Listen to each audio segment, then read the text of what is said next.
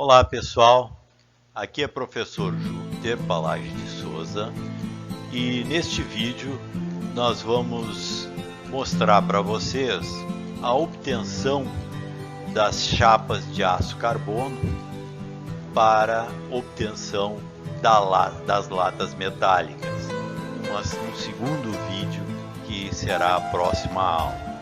Então neste vídeo nós vamos primeiramente trabalhar na obtenção do ferro metálico, que se encontra na natureza na forma de minério de ferro, ou seja, no seu estado de menor energia de Gibbs.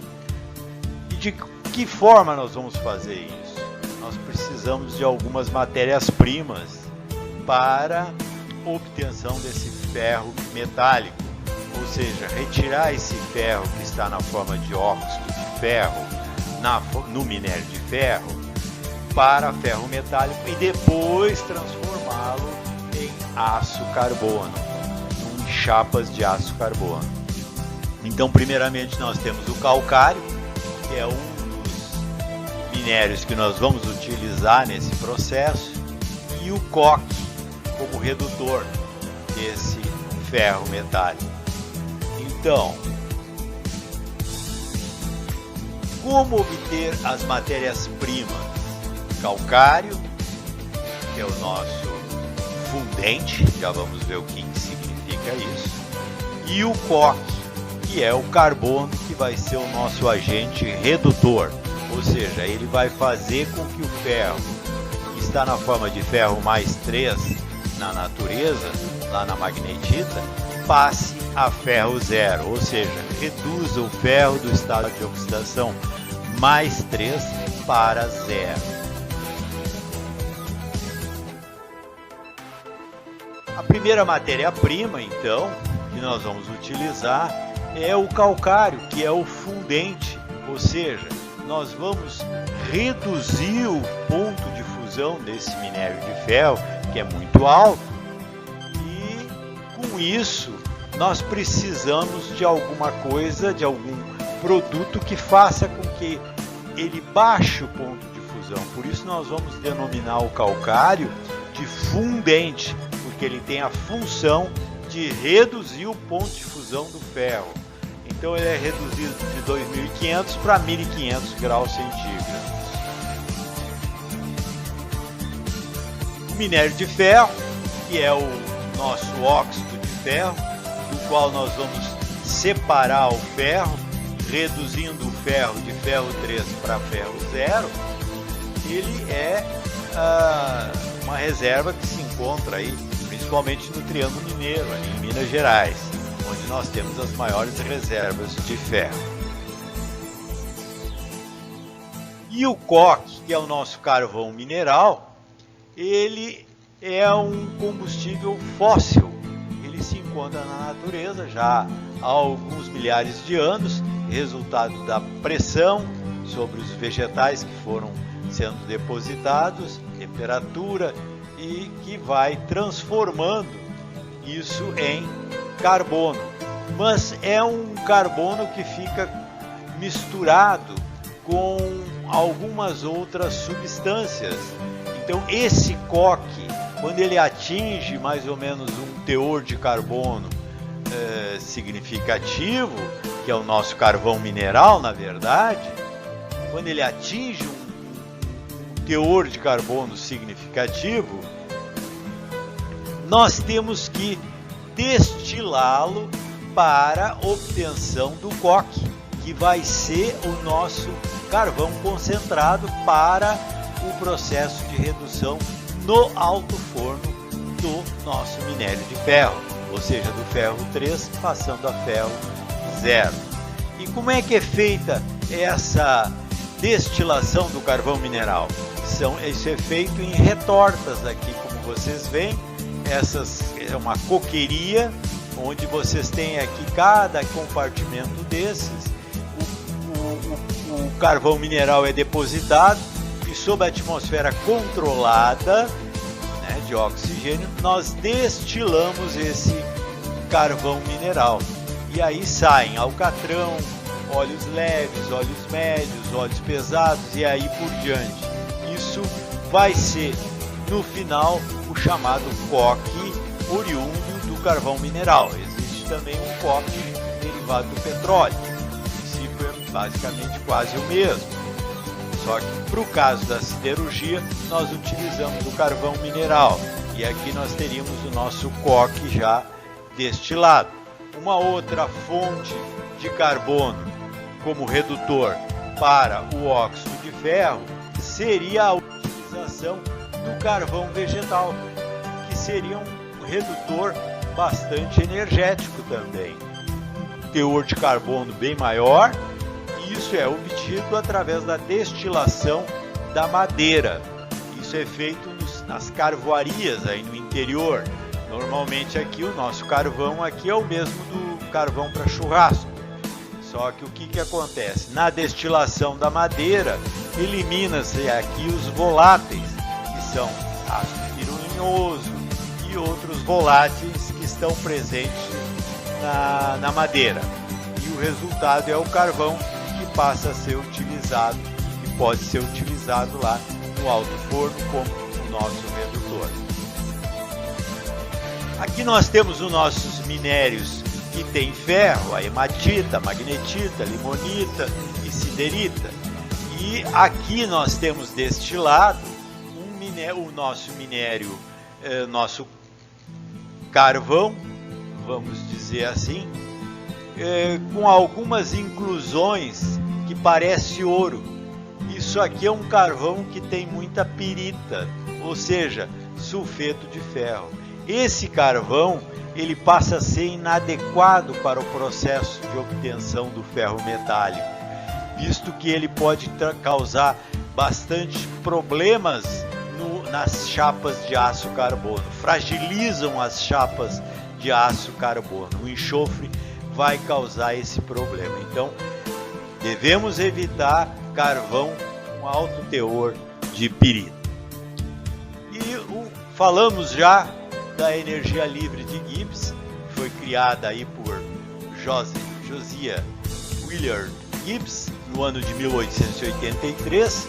A finalidade foi desenvolver uma grandeza com o intuito de prever a espontaneidade de uma reação química. Por isso, o nosso óxido de ferro lá na natureza, ele está num estado de menor energia de Gibbs.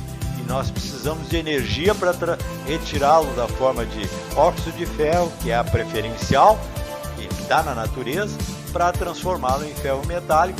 Isso é feito no alto forno, que daqui a pouco vamos mostrar. Então, a metalurgia faz o papel inverso da geologia, ou seja, se retira a metalurgia, faz o trabalho inverso da natureza, ou seja, retira da natureza o óxido de ferro, desmembrando do seu óxido em ferro metálico. Aqui nós temos o nosso reator, onde vai haver todas as transformações do nosso óxido de ferro a ferro metálico.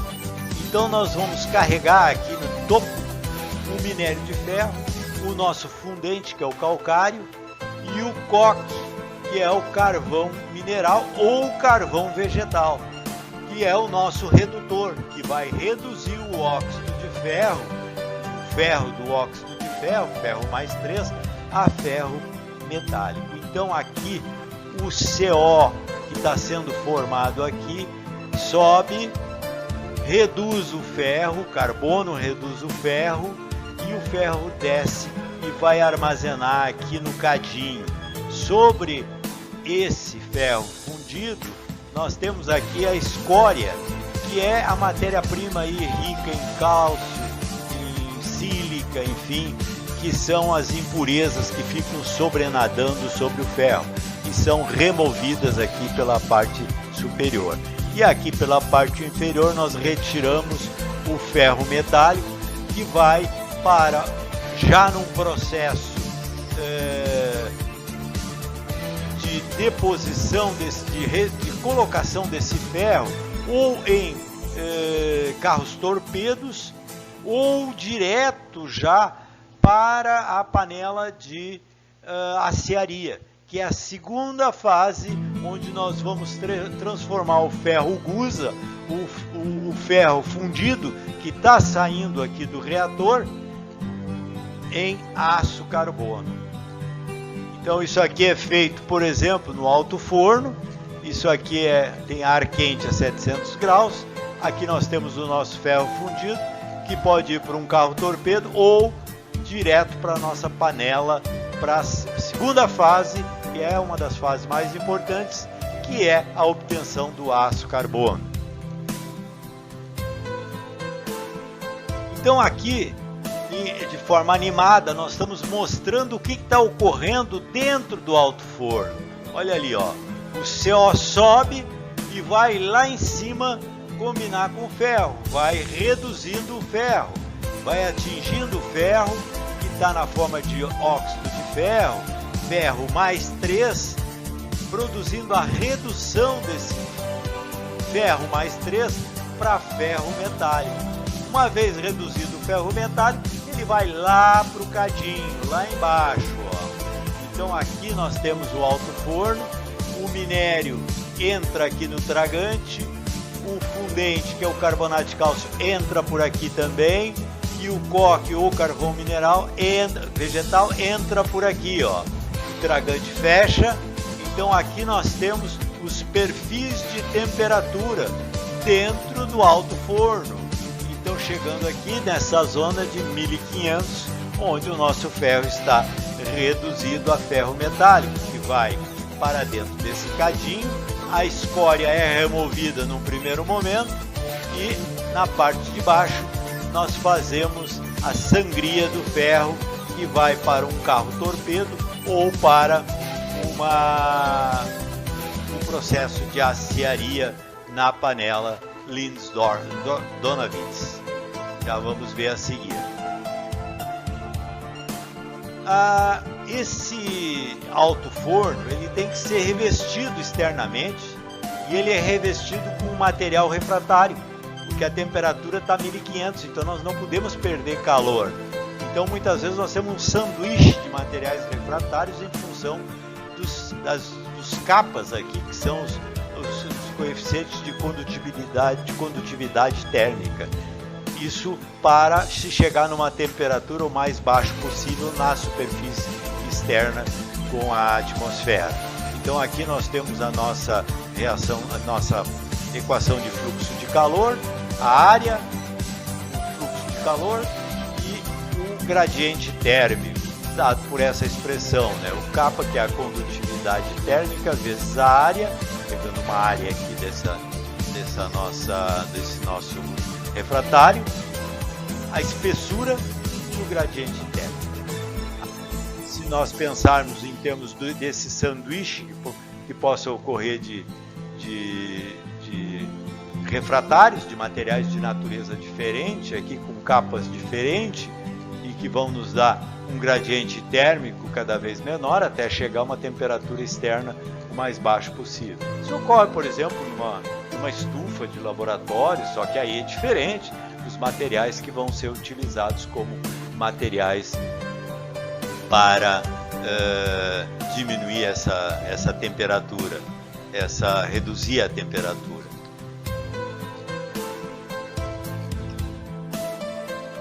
O que ocorre na verdade? Quando nós saímos do alto forno, esse ferro que sai lá, o ferro gusa, ele tem um alto teor de carbono. Aqui no eixo das abscissas, aqui nós temos o teor de carbono e aqui a temperatura, pessoal. Então o que acontece? Esse ferro que sai de lá, ele sai com alto teor de carbono, acima de 4,3. Isso, do ponto de vista de trabalhabilidade, fica muito difícil, a não ser para fazer blocos de motor, coisas que não vão poder ser mais trabalhadas, ou seja, processadas, não vão ser mais conformadas. Não tem como, porque é um material muito duro. Então o que nós precisamos fazer para reduzir esse teor de carbono? Nós temos que pegar esse nosso ferro fundido e levar para uma panela que se chama panela de aciaria, onde pelo insuflamento de oxigênio, nós vamos reduzir o teor de carbono para valores o mais baixo possível, de tal maneira que o nosso material, antes uma alta dureza, passa a ter uma dutibilidade e agora possa sofrer processo de estampagem, conformação.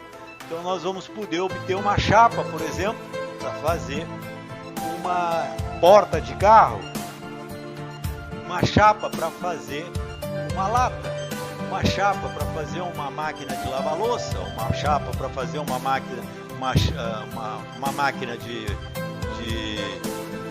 lavar louça ou lavar roupa, enfim, os diferentes utensílios domésticos que a gente tem e que a base é aço carbono. Então o aço carbono está presente praticamente em todos os momentos das nossas vidas. Então ele é muito importante. Então nós chegamos aqui, ó. Aqui nós vamos ter uma forma cristalina, que é o ferro alfa, depois o ferro gama e depois o ferro delta. Ou seja, as variedades alotrópicas do ferro. E aqui, quanto mais baixo, mais útil o nosso material. E a panela onde nós vamos fazer essa redução do teor de carbono é uma panela, é o processo Lins-Donawitz, LD. E o que acontece? Nós temos aqui duas lanças de material refratário, que estão divididos aqui no meio, onde passa água para fazer o resfriamento. E aqui nós vamos introduzir oxigênio. O oxigênio vai reagir com o carbono e vai sair na forma de CO e CO2 para a atmosfera. Então nós vamos reduzindo o teor de carbono dentro do nosso ferro fundido e ele vai passar a aço carbono, ou seja, um ferro com baixíssimo teor de carbono. E conjuntamente nós podemos adicionar aqui nesse topo os elementos de liga, por exemplo, cobalto, molibdênio, silício, elementos que vão dar um diferencial na qualidade do meu material final, dependendo da finalidade que eu vou utilizar esse meu aço carbono. Esses elementos de liga me dão propriedades próprias deste material final para as diferentes aplicabilidades. Por exemplo, a sílica vai dar uma resistência maior à corrosão e assim por diante. Aqui nós temos a panela de aço carbono sendo virada aqui, seja por um processo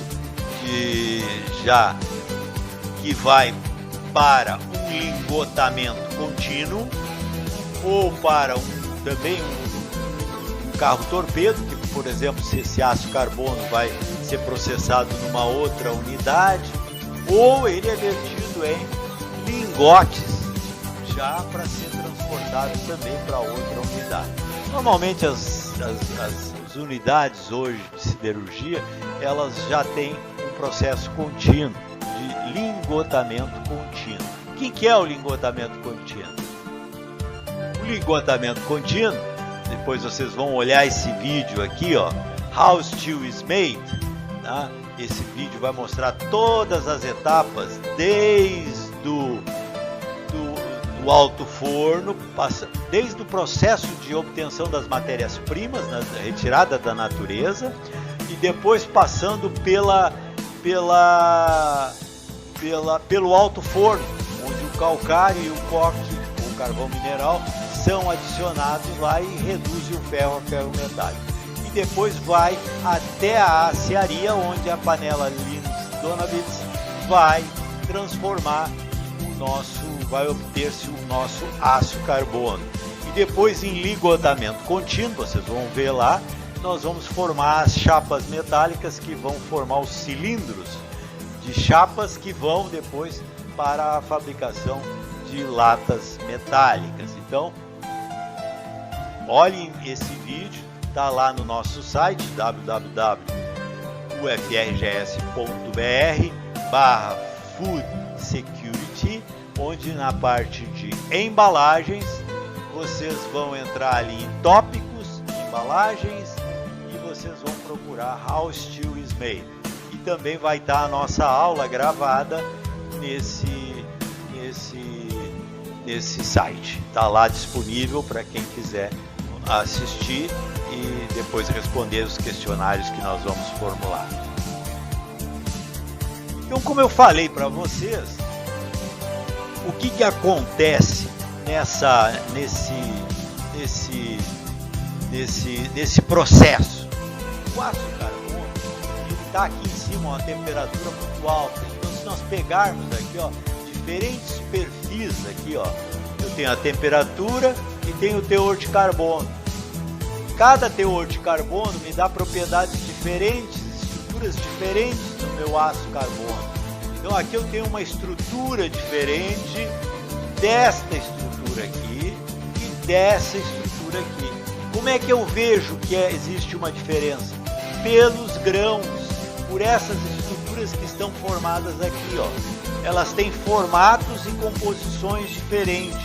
Isso me altera as características do meu aço carbono e com isso vai me alterar propriedades. Por exemplo, ele é um retrato dos tratamentos térmicos que o meu material sofreu durante a sua processabilidade. Aqui nós temos o grão, que é aquela estrutura que eu mostrei para vocês. O grão, ele me revela o tratamento térmico, todas as modificações, se houve tratamento mecânico, se houve deformação, tudo isso é revelado por esse formato de grão. Nós já vamos ver, por exemplo, que durante o lingotamento contínuo, o que acontece? O nosso aço carbono, os nossos lingotes, eles estão a 900 graus, estão com uma ductilidade bastante boa. Eles passam na laminação. A laminação é um processo de transformação mecânica que consiste na redução da seção transversal por compressão do metal, por meio da passagem entre dois cilindros paralelos de aço duro ou ferro fundido, girando em torno dos seus eixos. Esses perfis vão prensar essa minha chapa, que está a 900 graus, reduzindo a espessura. Então, no setor de laminação, eu tenho esse conjunto de laminadores, de cilindros, vão formar o trem de laminação. O meu material passa diversas vezes ali e vai aumentando de comprimento. Então, lá na laminação, por exemplo, numa empresa como a CSN ou em Tubarão, vocês vão ter lá quase 700 metros de comprimento lá na área de laminação, que é o vai e vem dessas chapas, que vão reduzindo, vai num sentido, volta, passa de novo, vai reduzindo a espessura, até chegar na espessura desejada em função do material, do tipo de estrutura que eu quero obter. Se eu vou querer uma chapa metálica para fabricação das latas, um perfil, se eu quero trilhos, enfim, tubos, enfim, depende da aplicabilidade que eu desejo. Aqui eu mostro para vocês as estruturas cristalinas, ó, cúbica de corpo centrado, cúbico de face centrado, tá? E cúbico de corpo centrado de novo lá naquelas estruturas lá alotrópicas do ferro, lá no diagrama de fase lá. E aqui uma estrutura hexagonal compacta, por exemplo, são estruturas cristalinas que podem aparecer na minha estrutura metálica. Aqui, por exemplo, uma estrutura cúbica de face centrada, ó, metade fica para uma face, metade para outra, certo? E aqui os meus planos cristalinos. O que significa isso? Ó? Esse ponto corta esse aqui corta esse e aqui corta esse. Então, ó, eu considero isso aqui o número 1, ó.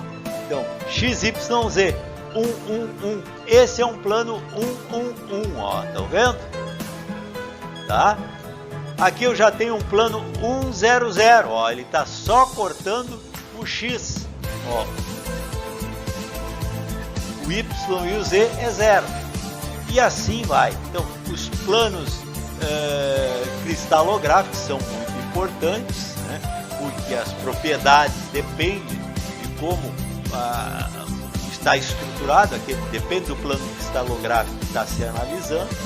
A estrutura cristalina é muito importante no processo metalúrgico, principalmente aí no caso das nossas chapas de aço carbono, principalmente o aspecto final dos meus grãos e que vão alterar a resistência do meu material à ação corrosiva do meio. Então, por isso nós temos que tomar alguns cuidados na nossa chapa metálica, desde o alívio das tensões resultantes do processo de laminação, onde os grãos são alongados pela prensagem sofrida nos rolos compressores. Então nós temos que aliviar essas tensões mecânicas, submetendo o material após a laminação a um processo de recozimento, onde nós vamos elevar a temperatura até 900 graus e esses grãos vão se reorganizarem novamente para atingir um estado de menor energia, diminuindo com isso a probabilidade de ação corrosiva quando o material ficar em contato com algum alimento, por exemplo, que tem uma acidez, enfim, o que for. Olhem aqui, pessoal, o que acontece na verdade lá nos trens de laminação. O meu material, olha o grão, está bem equaxial, ó, está bem distribuída essa energia. Quando ele passa entre os rolos de laminação, há uma transformação, uma energia mecânica que é transferida da prensagem desses rolos para a minha estrutura metálica. Os grãos ficam alongados, porque ele prensa aqui, ó. Portanto, ele introduz uma energia mecânica na minha estrutura. A minha estrutura fica deformada. Vem aqui os grãos alongados. Isso significa que nós temos uma alta energia interna acumulada no material. Então, esse material precisa, num segundo momento, sofrer um alívio dessas tensões internas. Isso é feito, pessoal, através de um processo de recozimento, reaquecendo a minha chapa metálica deformada em fornos, deixando um certo tempo de residência para dar o suficiente tempo para que esses grãos se reorganizem para um estado de menor energia, fiquem mais equiaxiais, mais próximos dessa estrutura inicial aqui, que é uma estrutura de menor energia. Aqui nós temos a nossa estrutura, novamente, os grãos, antes de sofrerem a deformação, eles têm o formato equiaxial, como eu mostro aqui para vocês. Aqui a direção da alimentação, da laminação, ele passa entre os rolos, sofre uma deformação mecânica. Então, após sofrerem a deformação mecânica, os grãos ficam achatados, acumulam energia interna. Os grãos tornam-se alongados. Daí a necessidade de se fazer, na sequência, um processo de recozimento, reaquecer o material para que os grãos se reorganizem para um estado de menor energia possível. E aqui eu mostro para vocês um material com estrutura cristalina e aqui um material com uma estrutura amorfa. O material com estrutura cristalina, ele apresenta pela estrutura cristalina, ele tem pontos bem determinados, frente a um difratograma de raio-x, apresentam pontos bem característicos que se repetem e serve esse procedimento para a identificação dos óxidos presentes na estrutura. Então, o material cristalino, ele apresenta uma estrutura cristalina característica e diante de um difratograma de raio-x, isso é revelado, nos caracteriza esses picos, os compostos que estão presentes, os óxidos aí presentes. Já uma estrutura desse tipo, é uma estrutura amorfa, não se tem picos característicos da estrutura.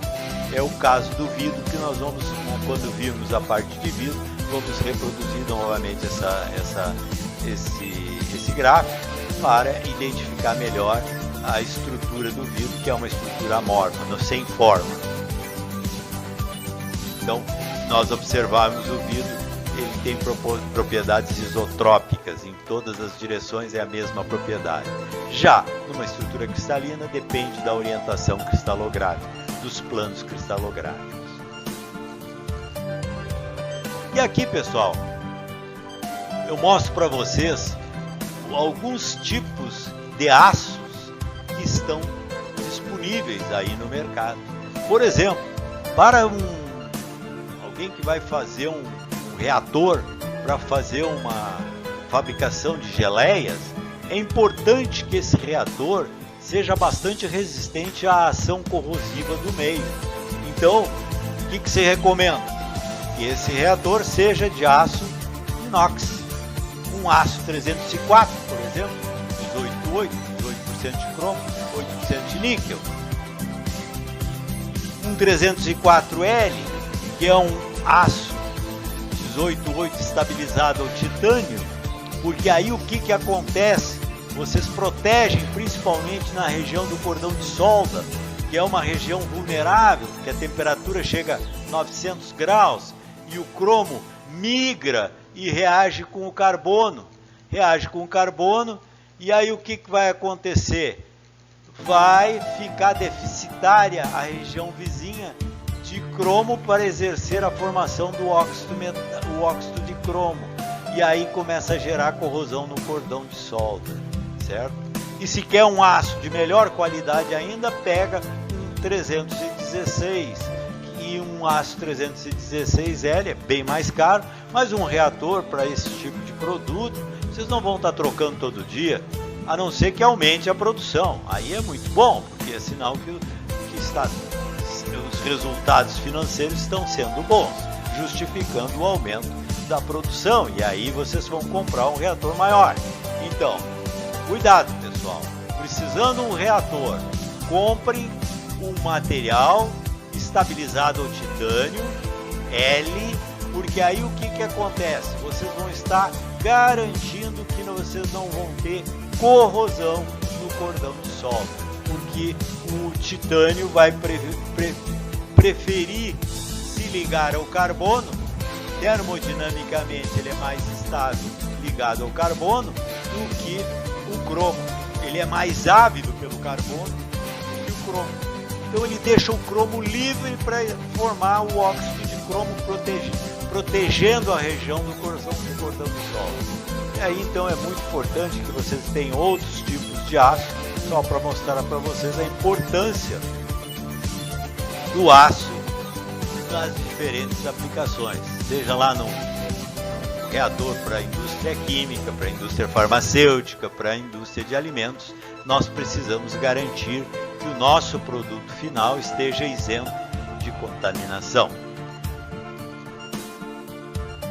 Pessoal, eu finalizo aqui o nosso trabalho, lembrando a vocês que separar os resíduos sólidos na sua residência é uma atitude responsável perante o meio ambiente. Nós devemos ter sempre em mente quando nós trabalhamos com embalagens metálicas, embalagens poliméricas, vidro e etc. Então, sempre tenhamos em mente a responsabilidade, tem legislação, por exemplo, hoje, a legislação de resíduos sólidos, que tem lá no artigo 32 uma responsabilidade do consumidor de fazer também a sua parte separando os resíduos sólidos. Muito obrigado, pessoal.